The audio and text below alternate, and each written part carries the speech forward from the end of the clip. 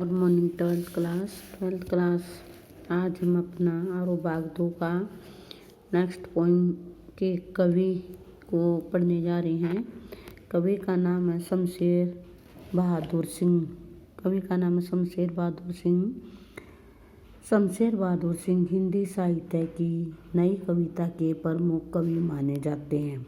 शमशेर बहादुर सिंह हिंदी साहित्य की नई कविता के प्रमुख कवि माने जाते हैं। इनका आगे के तार सप्तक में महत्वपूर्ण स्थान है। कहाँ पर है महत्वपूर्ण स्थान? इनका आगे के तार सप्तक में महत्वपूर्ण स्थान है। इनका जन्म 23 जनवरी सन 1911 ईस्वी को उत्तरांचल के देहरादून के एक साधारण मध्यम वर्गीय परिवार में हुआ था और इनकी आरंभिक शिक्षा कहाँ पर हुई थी? देहरादून के एक स्कूल में। हाई स्कूल इंटर की परीक्षा गोंडा से प्राप्त की। इन्होंने बीए तथा एमए पूर्वार्ध की उच्च शिक्षा इलाहाबाद से प्राप्त की थी। इलाहाबाद विश्वविद्यालय से ग्रहण की। इनके प्रारंभ से ही चित्रकला में रुचि थी, जिसका प्रयोग इन्होंने अपनी रचनाओं में किया है। इन्होंने 2 वर्ष तक सुमित्रा नंदन पंत के रूपहा पत्र में कार्य किया। इसके बाद वे कहानी और नया साहित्य आदि पत्र पत्रिकाओं के संपादक मंडल में रहे। ये दिल्ली विश्वविद्यालय के उर्दू विभाग कोश से संबंधित कार्य भी करते रहे। तत्पश्चात विक्रम विश्वविद्यालय उज्जैन में प्रेमचंद सर्जन पीठ के अध्यक्ष पद पर कार्यरत रहे। सन 1977 ईस्वी में चुका भी हूँ नहीं मैं, ये इनके द्वारा लिखा हुआ एक काव्य संग्रह है। क्या नाम है? चुका भी हूँ नहीं मैं। काव्य संग्रह पर इन्हें साहित्य अकादमी पुरस्कार से अलंकृत किया गया। इनको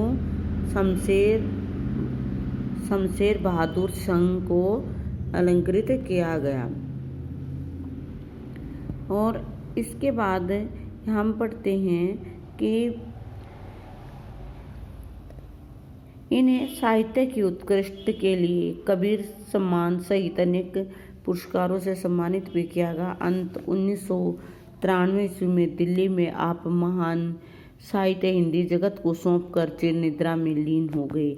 यानी 1993 में शमशेर बहादुर सिंह जी का देहांत हो गया था। और इनकी जो प्रमुख रचनाएं थी, शमशेर बहादुर सिंह हिंदी साहित्य के एक श्रेष्ठ प्रगतिशील कवि माने जाते हैं। उन्होंने अनेक विधाओं पर सफल लेखनी चलाई है। उनकी प्रमुख रचनाएं हैं जो उनका काव्य संग्रह है।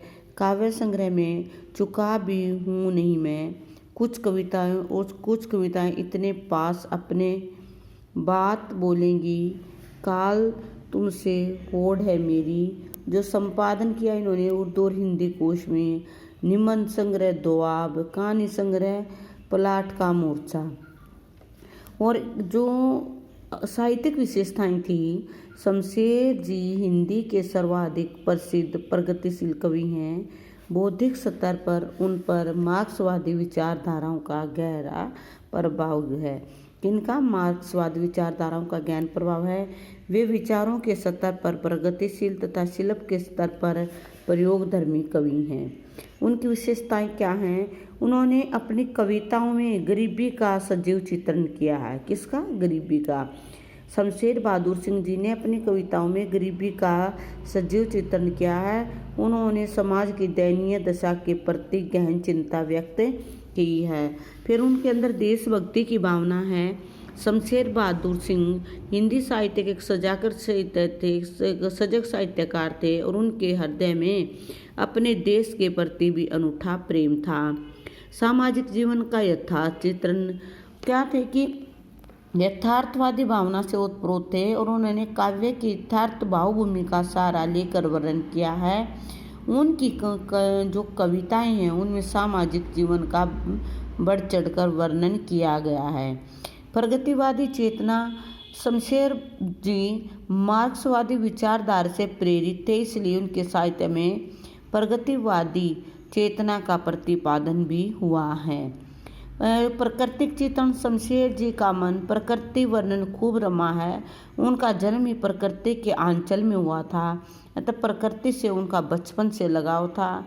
उन्होंने प्रकृति सौंदर्य को बहुत नज़दीक से देखा है, इसलिए उनके काव्य में प्रकृति सौंदर्य का अनूठा चित्रण हुआ है और उनकी कविताओं में भी प्राकृतिक सौंदर्य देखने को मिलता है।